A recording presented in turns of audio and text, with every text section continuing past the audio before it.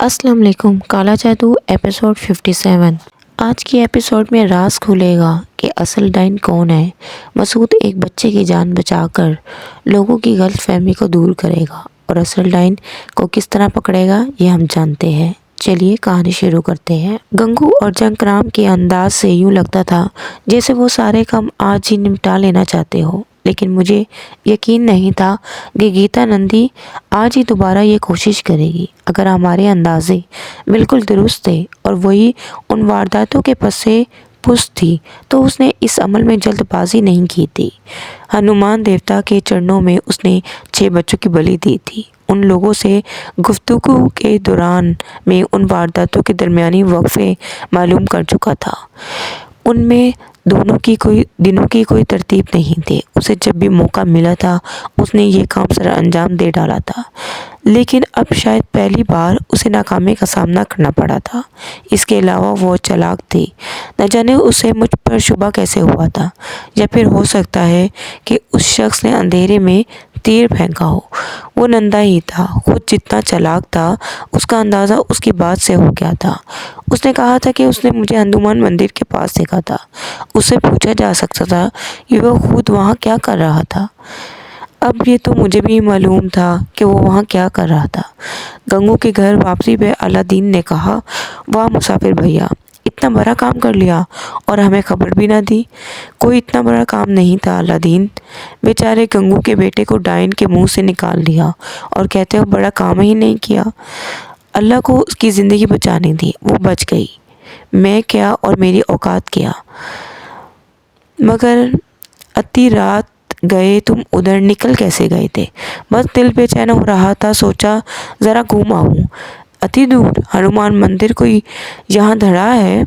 भैया बड़े दिल गुर्दे का काम है। हिम्मत वाले हो, और फिर हमें तो कुछ और ही लगे हो। पीर फकीर लगे हो हमें तो। रातों को नमाज पढ़ते देखा है तुम्हें। अलादीन सादगी से बोला। तौबा करो अलादीन, तौबा करो। मैं उनके कदमों की खाक भी नहीं हूँ। अरे तुमने हमसे नंदा का नाम पूछा था। हाँ, हनुमान मंदिर का वाक़या तुम्हें मालूम हो चुका है। मैंने बिला वजह उन दिनों दोनों का नाम ले लिया था। मैंने कहा और अलादीन सोच में डूब गया। फिर बोला, सो तो है। एक काम तुमने गंगू के बेटे को बचा कर करा, दूसरा काम और कर रहे हो भैया, बहुत बड़ा। वो क्या?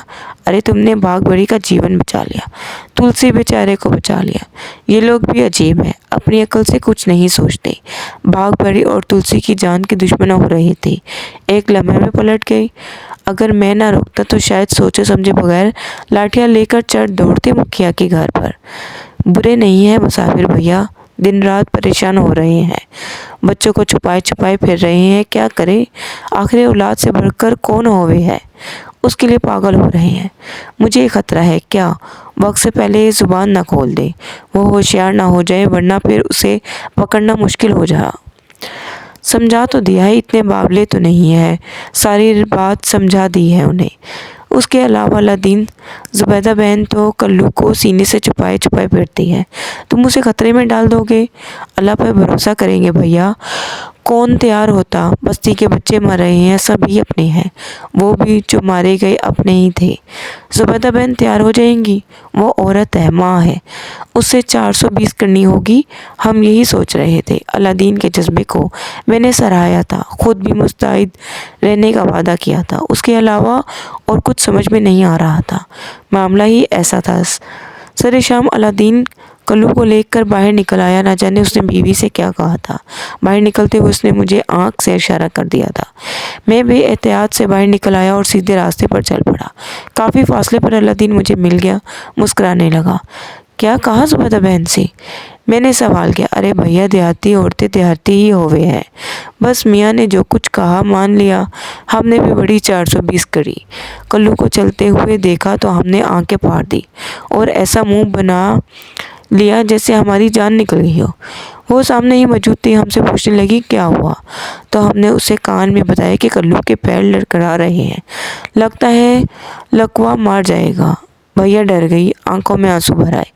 हमने उसे कहा कि कोई ऐसी बात नहीं है, बच्चे अगर खेले कूदे नहीं तो ऐसे ही हो जाता है। एक डॉक्टर साहब आए थे एक दफ़ा हमारी बस्ती में, पता नहीं क्या कह गए थे। वो पोलो पोलो का मर्ज, कोई मर्ज होवे है पोलो, का? पोलियो का? हाँ हाँ बिल्कुल वही वही। तो डॉक्टर साहब कह रहे थे कि बच्चों को ये करना चाहिए, वो करना चाहिए। हमने उसे वही याद दिला दिया। डर गई, कहने लगी कि अब क्या करें?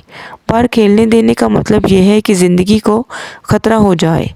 हमने कहा हम क्या मर गए हैं, हम खुद साथ ले जाएंगे, खेलने कूदने के छोड़ देंगे। रो रो कर कहने लगी, ज़रा ख्याल रखियो। हमने कहा बावली वो तेरा ही बेटा है क्या, हमारा कुछ नहीं लगता? यूँ बेला फुसला कर निकाल लाए। मैं हंसने लगा। मैंने कहा वैसे तुम बहुत हमदर्द इंसान हो अलादीन, बहुत बड़ा ख़तरा मोल ले रहे हो। भैया सच्ची बात बताएं, तुम्हें बस्ती के रहने वाले हिंदू हो या मुसलमान, सारे के सारे एक दूसरे का दुख अपना ही दुख समझे हैं। हम भी कोई उनसे अलग थोड़ी है। अरे सत्यानाश हो उस ठकराइन का। अपने यहाँ औलाद नहीं हुई, एक बेटा हो गया फर्ज करो टोनों टोटकों से, तो 7 माओं की गोदे उजाड़ेगी वो। अरे वो इंसान है जी, तो हमारा भी यही चावे है भैया कि कच्चा चुबा जावे उस सुसरी को दांतों से। नरखनी कहीं की ऐसी ना होती तो माता पिता घर से बाहर निकाल करियो जमालगढ़ी में क्यों पिघवा देते। पता नहीं कहाँ से आ गई डाइन हमारी बस्ती में। हमारा तो जी चाहे है कि ठाकर की सारी बातें बता दें उसे, कहीं आप बोल क्या कहवे है। मगर वही तुम्हारी बात सच्ची है कि वो मुकर जाएगी। बिल्कुल ठीक कहा तुमने। सबकी समझ में बात आ गई। रंगे हाथों पकड़ें तो फिर देखेंगे कैसे मुकरती है। अरे भेजा बाहर निकाल देंगे उसका, वहीं तोड़ मरोड़ कर फेंक देंगे हरामखोर को। अलादीन चलता जा रहा था। मैंने उसे कहा बाकी लोगों से मुलाकात तो नहीं हुई होगी इसके के सब लगे होंगे भैया, मालूम है हमें। पूरी बस्ती की मुसीबत है, किसी एक आदमी की तो नहीं है। और अलादीन का कहना सच ही निकला। जंगराम और गंगू साथ ही थे, 2 आदमी और भी उनके साथ थे। जंगराम ने इधर उधर देखा और फिर करीब से गुजरते हुए कहा, अलादीन भैया तुम्हारी ये बात बस्ती वालों को जीवन भर याद रहेगी। ले आए कल्लू को। हाँ भैया कोई ऐसी बात नहीं है। जो 6 बिछड़ गए हमसे, हमारी क्या मजाल थी कि उन्हें बचा लेते, अल्लाह की मर्जी थी। मगर अब किसी और को ना बिछड़ने देंगे। अल्लाह करे हमारा कल्लू खैरियत से रहे, मगर काम तो करना ही था ना किसी को। हाँ बस तुम एक बात बता दो। पूछो अलादीन भैया। गंगू बोला, समझा बुझा दिया है सबको। अरे कहीं कोई जुबान ना खोल दे, ठुकराए हो जाएगी और उसके बाद उल्टी गले पड़ जाएगी। कौन मानेगा उसकी, तो तुम चिंता ही मत लो भैया। देखो असल बात बस उन लोगों तक पहुंचाइए जिनके सीनों में आग लगी हुई है, मतलब समझ गए होगे। और उनसे कह दिया है कि जब पहरे पर निकले तो सब से यही कहें कि बागबरी की तलाश हो रही है और कोई बात नहीं है। सबको अच्छी तरह बता दिया है और ये भी समझा दिया है उन्हें कि कहीं से बेचारी बागबरी मिल जाए तो उसे कोई नुकसान ना पहुंचाए। अरे वैसे ही बड़े पाप हो चुके हैं हमसे, एक बेजुबान को सताया है हमने। बावली तो थी ही बेचारी, क्या करती, बोल भी तो नहीं सकती अपने बारे में। हरे राम हरे राम। वैसे अब किधर का इरादा है? मेरा ख्याल है न जो की बुगिया ठीक रहेगी। हनुमान मंदिर का रास्ता भी उधर ही से पड़ता है। फिर अलादीन ने आंख दुबाली। कल्लू को कुछ नहीं बताना चाहता था। फिर उसने सरगोशी में कहा, और नंदा का क्या क्या है तुम लोगों ने? उसकी तुम बिल्कुल चिंता न लो, लक्ष्मण और शंकर उस पर नज़र रख रहे हैं। लक्ष्मण के बारे में तो तुम्हें कुछ पता है कि नंदा का यार है, मगर इस मसले में उसने सारी यारी ख़त्म कर दी। लक्ष्मण शंकर को इशारे देगा, जाहिर है नंदा जब उस तरफ आएगा तो लक्ष्मण को पता चल जाएगा। सारे काम पक्के हैं भैया, जो कुछ तुम कर रहे हो जाहिर है हम उसमें कसर थोड़ी छोड़ेंगे। बहरहाल ये लोग अपनी अपनी जगह मुस्तैद थे। मैं और अलादीन आगे बढ़ गए। जंगराम वगैरह दूसरी सिमत मुड़ गए थे। जिस जगह को नजोकी बगिया कहा गया था वो एक छोटा सा बाग था। आमों के दरख्त लगे हुए थे। कल्लू तो आमों के दरख्तों को देख कर ही मचलने लगा। अबा कह रही खा लूँ? अरे हाँ हाँ जा मज़े कर, घूम फिर, कोई बात नहीं है। बच्चा था, खुशी खुशी आगे बढ़ गया। और उसके आगे बढ़ते ही अलादीन के चेहरे पर तशवीर के आसार नज़र आने लगे। उसने कपकपाती आवाज़ में कहा, भैया ज़रा नज़र रखिए, अल्लाह के हवाले कर दिया है। पर क्या करे, बाप का दिल है, डरता तो है ही। जगह बदल लो अलादीन, तुम एक तरफ हो जाओ, मैं एक तरफ हुआ जाता हूँ। मैंने कहा, दर हकीकत हम लोगों ने बड़ी महारत से कल्लू को नज़र में रखा था। चपटते तारीकी बदल गई। कल्लू मज़े से केरिया तोड़ तोड़ कर खा रहा था। बहुत दिन के बाद बाहर निकलने का मौका मिला था, खेलने से जी ही नहीं भरता था।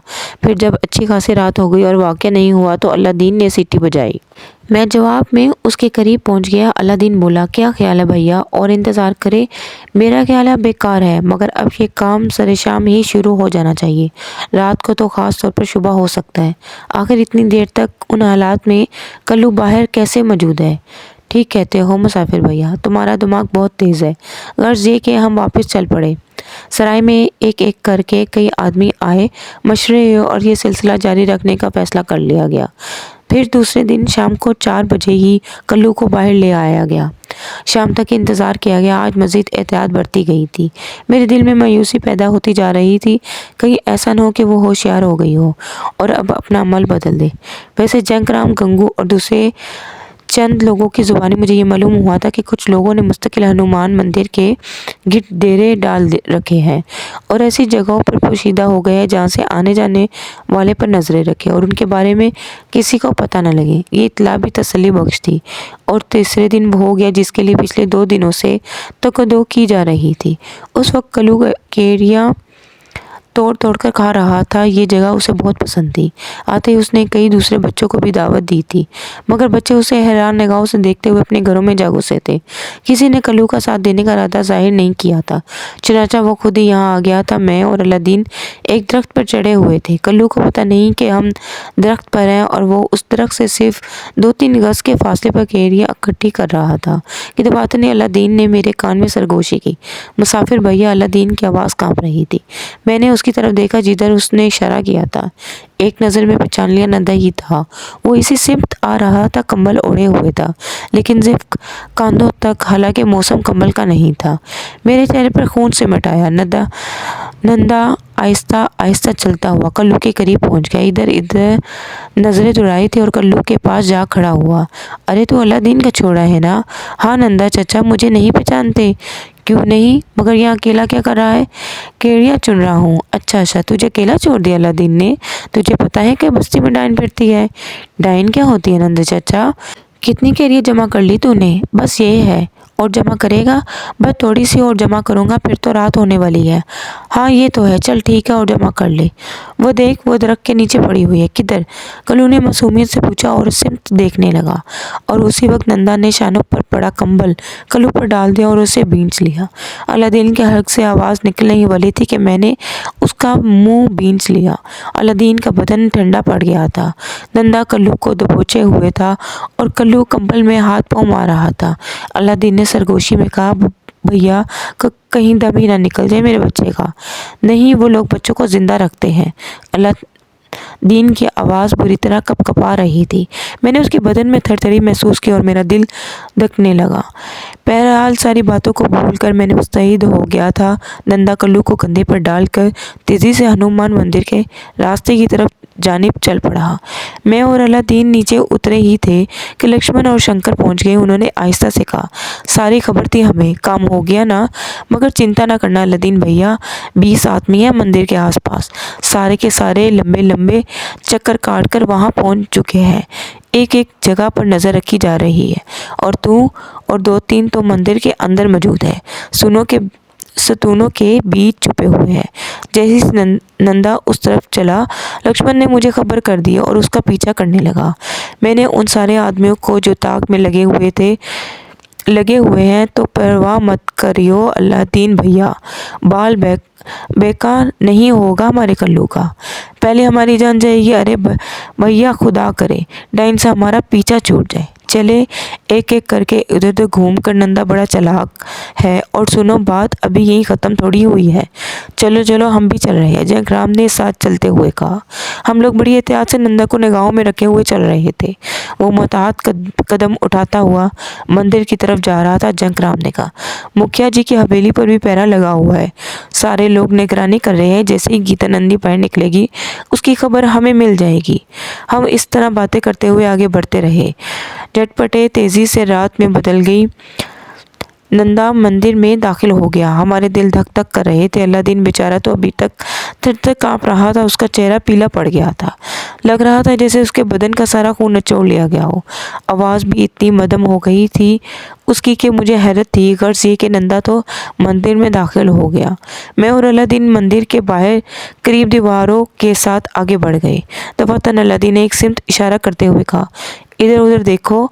मैंने अलादीन के का इशारा समझ लिया। मंदिर का उस सिमत का हिस्सा टूटा हुआ था। ईंटें एक दूसरे पर ढेर की शक्ल में पड़ी हुई थी और एक बड़ा सा सुराख था। मैं खुशी से उछल पड़ा। ये तो मंदिर में अंदर जाने का रास्ता भी हो सकता था।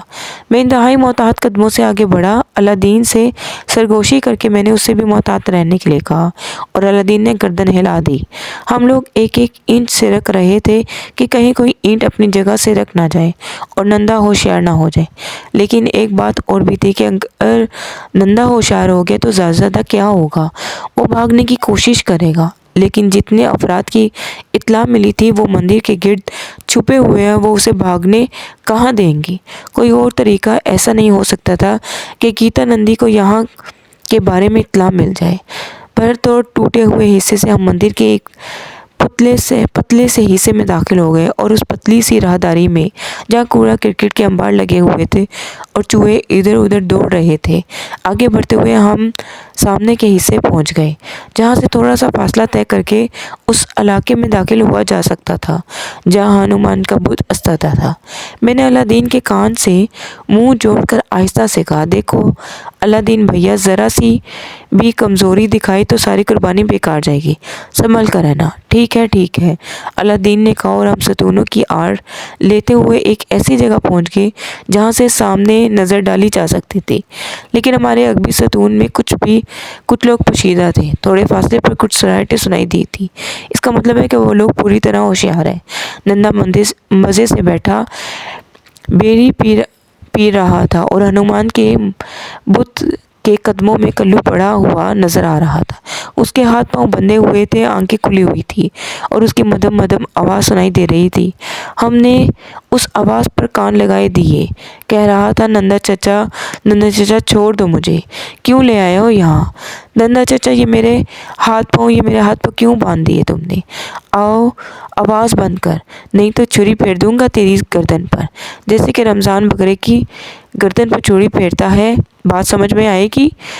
नहीं नंदा चाचा, छोड़ दो मुझे नंदा चाचा। अरे चुप होता है या नहीं?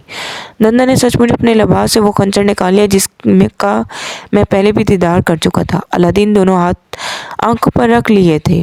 मैंने उस शाने पर आहिस्ता सा तबकिया दी और वो ऐसी निगाहों से मुझे देखने लगा जिनमें बेकसी और बेबसी के अलावा कुछ नहीं था। ये आंखें कह रही थी कि वो अपने बच्चे को इस हाल में नहीं देख सकता। कल्लू चीखता रहा। चीखते चीखते उसका गला बैठ गया और नंदा मज़े से बेरी सुलगाता रहा। बड़ा सब्र आजमादा वक्त था। ऐसे लम्हात गुजारना ज़िंदगी का सबसे मुश्किल काम होता है। लेकिन ये भी हकीकत थी कि जिन लोगों ने इस बात का बेड़ा उठाया था कि वो डाइन को रोशनी में ला कर रहेंगे, वो भी बड़े सब्र से ही वक्त गुजार रहे थे। क्या मजाल थी कि किसी को छींक भी आ जाए। फिर अचानक की सरसराहटें बुलंद हुई। यूं लगा जैसे कोई गैर महसूस तरीके से एक ने दूसरे को और दूसरे ने तीसरे को खबर दी हो। लम्हा सनसनी खेज था और मेरा यह अंदाज़ा दुरुस्त ही निकला। यह सरसराहटें दरहकीकत एक पैगाम में थी और उसकी तस्दीक उस वक्त हो गई जब गीता नंदी मंदिर के अहाते में दाखिल हुई। काले रंग की साड़ी बांधी हुई थी, ऊपर से शॉल ओढ़ी हुई थी, अकेली थी और बड़े पुरएतमाद कदमों से अंदर दाखिल हो रही थी। नंदा चौंक कर सीधा हो गया। जय देवी। गीता नंदी ने कोई जवाब नहीं दिया। आहिस्ता आहिस्ता आगे बढ़ी और करीब पहुंच गई। उसने भारी आवाज़ में कहा, नंदा, अगर आज हमारी कामयाबी ना हुई तो यूँ समझ ले कि मेरी सारी तपस्या बेकार जाएगी। मैं जानता हूँ देवी, नंदा ने कहा। स्वामी अधेड़ना चंदू 7वें दिन दर्शन देंगे और बस मेरा काम हो जाएगा। हाँ देवी, 7 दिन रह गए हैं। बस्ती वाले अलग होशियार हैं। खतरा बढ़ता जा रहा है। मैं जानता हूँ, नंदा ने कहा। चल हाथ पांव खोल दे उसके, गीता नंदा ने कहा और नंदा ने खंजर निकाल लिया। उसने कल्लू के हाथ पांव की रस्सियाँ काट दी। कल्लू भी इसी तरह तड़प कर उठने की कोशिश की, मगर नंदन ने उसके बालों से पकड़कर नीचे गिरा दिया। गीतानंदन ने खंजर हाथ में ले लिया था। अलादीन दरहकीकत साबिर था। उसकी जो हालत हो रही थी मुझे अंदाज़ा था, मगर जब्त किए हुए था। गीतानंदी की आवाज़ उभरी, जे बरजंगा 7वीं बलि दे रही हूँ, उसे स्वीकार कर। बजरंग बली, मेरे गोद हरी कर दे। ठकराइन कमीनी कुतिया, मेरी तेरी बलि दे दूंगा। डाइन शैतान। अलादीन की भयानक आवाज़ से मंदिर गूंज उठा और उसने दीवानों की तरह लंबी छलांग लगाई। गीता नंदी उछल पड़ी। उसने खूनी नज़रों से अलादीन को और फिर कल्लू को देखा। फिर वो भयानक आवाज़ में बोली, तू भी मारा जाएगा बटियारे, पीछे हट जा, मारा जाएगा मेरे हाथों। नंदा, उसे संभाल। लेकिन सब्र करने वालों से कहाँ सब्र होता। वो सब बेवक्त निकल पड़े। नंदा को उन्होंने दबोच लिया। ठुकराइन ने अलादीन पर वार किया, मगर अलादीन की तकदीर अच्छी थी। उसके सीने पर बस हल्की सी खराश लगी। मुश्ताल लोगों ने ठकराइन के लंबे बाल पकड़कर उसे पीछे से घसीट लिया था, वरना अलादीन जरूर मारा जाता। गीतानंदी ने कई लोगों को जख्मी कर दिया, मगर क्योंकि बेशुमार अपराध थे इसलिए वो ज़्यादा देर खंजर न घुमा सकी। किसी ने उसके हाथ पर लाठी मारकर खंजर गिरा दिया, और जो ही खंजर उसके हाथ से निकला लोग उस पर टूट पड़े। वो भूल गई कि वो ठुकराइन ने उसके बाल नोच डाले, कपड़े तार तार कर दिए गए। नंदा की तो शक्ल ही नहीं पहचानी जा रही थी। बाहर से बहुत सी आवाज़ें उभरी। ठाकुर जी आ गए, कोली राम जी आ गए। ठाकुर बहुत से लोगों के साथ अंदर आ गया। क्या है, क्या हो रहा है? अरे ये क्या हो रहा है? अरे ये गीतानंदी, छोड़ो उसे, छोड़ो वरना मैं गोली चलवा दूंगा। ठाकुर ने 2 आदमियों के पास बंदूकें थी। इंसाफ से काम लो ठाकुर, कितनी गोलियां चलवाओगे? आखिर में तुम्हारे पास गोलियां ख़त्म हो जाएंगी, फिर क्या होगा जानते हो? पीछे से किसी ने कहा, हम तुम्हें गोलियां चलाने के लिए नहीं लाए थे ठाकुर, इसलिए बुलाकर लाए हैं कि सब कुछ अपनी आंखों से देख लो। दूसरे आदमी ने कहा, सब कुछ तो कर डाला तुमने, अब मैं क्या देखूं? कोलीराम बोला, उस भूल में ना रहना ठाकुर, ये सब कुछ नहीं है। जिंदा जलाएंगे हम इस डाइन को और इस चमेयार को। भगवान की सौगंध, इसे जिंदा ना जलाया तो माँ का दूध हराम है हम पर। रघबीर ने कहा, देखो कितनों के घाव लगाए हैं उसने, अपनी आंखों से देख लो। अरे तुम धन वाले समझते क्या हो अपने आप को? चलाओ चलाओ ठाकुर, रामपाल ने कहा। उसका बेटा भी मारा गया था। गीतानंदी, क्या है ये सब कुछ? ये सब क्या है गीता? झूठे हैं पापी सारे के सारे। सब कुछ उस मुसाफिर का किया धरा है। ये सब उसकी साजिश है। ठुकराइन ने मेरी तरफ इशारा करके कहा, नाम मत लेना उस देवता का ठुकराइन, भगवान की सौख, जुबान काट लेंगे तुम्हारी। गंगू धाड़ा, तुम यहाँ क्या कर रही थी ठुकराइन? कोलीराम ने पूछा। हनुमान पूजा करने आई थी, सपने में दर्शन दिए थे, उन्होंने बुलाया था मुझे, सो नंदा को साथ लेकर चली आए। नंदी बोली, तुम्हारा मुंह है ठाकुर जो रुके हुए, नहीं तो लाठियां मार मार कर भेजा बाहर कर देते इसका। एक पुरजोश आदमी बोला, अरे तुम मुंह देखो ठाकुर का, हम नहीं देखेंगे, मारो उस हरामखोर को, जान से मार दो। लोग एक बार फिर बेकाबू हो गए। चंद अफराद ने बंदूकें मुरादों पर हमला करके बंदूकें छीन ली। सूरत हाल बिगड़ते देखकर मैंने एक ऊंची जगह खड़े होकर चीख कर कहा, सुनो भैया, कल्लू की जान बच गई है। अलादीन ने गंगू के बेटे कल्लू को भी बचा लिया है। गीतानंदी और नंदा को पकड़कर हवेली ले चलो, पूरी बात ठाकुर को बताओ, फिर देखो वो क्या फैसला करते हैं। फैसला हम करेंगे, ठाकुर नहीं। फिर भी कोहली राम को तफसील तो बताओ। ठीक है, ले चलो उस डाइन को, ले चलो। लोगों ने मेरी इतनी बात मान ली, कपड़े फाड़ दिए तुमने उसके, ये चादर ओढ़ दूँ मैं उसे, ठाकुर ने कहा। बंदूकें अब दूसरे के हाथों में थी, इसलिए कोहली राम भी बेबस हो गया था। गीतानंदी और नंदा चमार को मंदिर से बाहर लाया गया। काफ़ी लोग जमा हो गए थे और फिर पूरा जुलूस ही वापस चल पड़ा। जंगराम, गंगू और अलादीन मेरे साथ थे। रास्ते में जंगराम ने कहा, हम किसी पर भरोसा नहीं कर सकते, ठाकुर पुलिस को भी बुला सकता है, और अगर पुलिस आ गई तो ठुकराइन बच जाएगी। सो तो है, बस्ती में घुसते ही 10-20 आदमियों को दौड़ा दो, पूरी बस्ती जमा कर लो, सब के सब ठाकुर की हवेली को घेर लेंगे। किसी को बस्ती से बाहर ना जाने दिया जाए, जिसके पास जो हथियार है ले कर आ जाए, ठाकुर कोई चाल ना चल जाए कहीं। बिल्कुल ठीक कहा तूने जंग किया, मैं दौड़कर बस्ती जाता हूँ। अरे आओ रे आओ, 2-4 मेरे साथ, गंगू ने कहा फौरन। चंद लोग उसके साथ हो लिए और गंगू जुलूस में आगे दौड़ गया। फिर जब बस्ती में दाखिल हुए तो बस्ती के तमाम घर रोशन हो चुके थे। लोग चीखते फिर रहे थे, डाइन पकड़ी गई भइयों, सब के सब घरों से निकल आओ, ठाकुर की हवेली के सामने जमा हो जाओ, डाइन पकड़ी गई। जुलूस ठाकुर की हवेली पहुंचा तो मंजर ही बदला हुआ था। गंगू हवेली के दरवाजे पर बंदूक ले जमा हुआ था। 20-25 आदमी उसके साथ थे। जो लोग हवेली में थे उन्हें नहता करके बाहर जमा कर लिया गया था और 2 आदमी उन पर बंदूकें ताने हुए थे। ठाकुर आगे बढ़ा तो गंगू ने उस पर बंदूक तान ली। तुम अंदर नहीं जाओगे ठाकुर, जब तक फैसला नहीं हो जाएगा। अंदर नहीं जाओगे, गंगू ने कहा। तुम लोगों ने मेरे घर पर भी कब्जा कर लिया है, जानते हो इसके जवाब में पुलिस क्या करेगी? ये काम अब पुलिस नहीं करेगी ठाकुर, हम करेंगे। भूल जाओ पुलिस को, बच्चे हमारे मारे गए हैं, पुलिस के नहीं। गंगू ने कहा, मैं मुखिया हूँ तुम्हारा, यही पंचायत होगी, यही फैसला होगा। फिर अंदर जाओगे तुम तो फिर फैसला तुम ही कर लो, मेरी क्या ज़रूरत है। फैसला तो हो गया है ठाकुर, जिंदा जलाएंगे हम दोनों को। कोलीराम को अंदाज़ा हो गया कि सूरत हाल बहुत बिगड़ी हुई है। वो परेशानी से दूसरों की सूरत देखने लगा। बस्ती के लोग चारों तरफ से आकर जमा हो रहे थे। कहराम मचा हुआ था। मैं दिल ही दिल में अपने आप को टटोल रहा था और मेरा दिल जवाब दे रहा था, कोई शक नहीं है कि गीता नंदी के मुजरिम होने में। 6 मासूम बच्चों की जान ली है उसने, उसके साथ यही सब होना चाहिए। अलादीन कल्लू को घर पहुंचा दो, मैंने कहा। कलेजा निकल गया है मुसाफिर भैया, हाय क्या हालत हो रही थी मेरे बच्चे की। अरे मैं तो सोचता था वही मार डालते उन दोनों को। ये ठाकुर वहाँ कैसे पहुँच गया? ये बात तो पहले ही तय कर ली गई थी कि कुछ लोग ठाकुर को बुला लाएंगे ताकि वो भी देख लें अब कैसे रंग बदल रहा है ससुरा। गंगू ने ठीक किया भैया, नहीं तो ससुरा पुलिस बुला लेता और फिर हमारी दाल ना गलती, बचा लेता वो किसी न किसी तरह टुकराइन को। ठीक है मुसाफिर भैया, हम कल्लू को घर पहुंचा देंगे, अभी आते हैं। और अलादीन वहां से चला गया। मुझे सूरत हाल का बखूबी अंदाज़ा हो रहा था। बस्ती वाले एक दूसरे से बातें कर रहे थे। वो हैरान थे इस बात पर कि डाइन भाग भरी नहीं थी और उसकी तरफ शुबा ऐसे ही चला गया था। टुकराइन असल डाइन है। बात आहिस्ता आहिस्ता खुलती जा रही थी। लोग एक दूसरे को तफसील बता रहे थे। वो लोग सबसे ज़्यादा मुश्ताइल थे जिनके बच्चे टुकराइन के हाथों मारे गए थे। उनका बस नहीं चलता था, वरना सब कुछ वहीं कर डालते। लेकिन जो तैयारियां हो रही थी उससे अंदाज़ा होता था किसी तरह टुकराइन और नंदा को छोड़ने पर मानता नहीं होंगे। बहुत से लोग जंगल और खेतों की तरफ से भी निकल गए थे। उनकी आमद के बाद उनके इरादों का पता चला।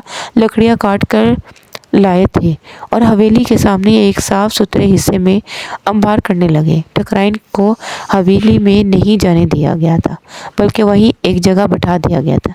नंदा भी थोड़े फासले पर मौजूद था। गीता नंदी जितना शोर मचा सकती थी मचा चुकी थी और अब उसके चेहरे पर खौफ के असर नजर आने लगे थे।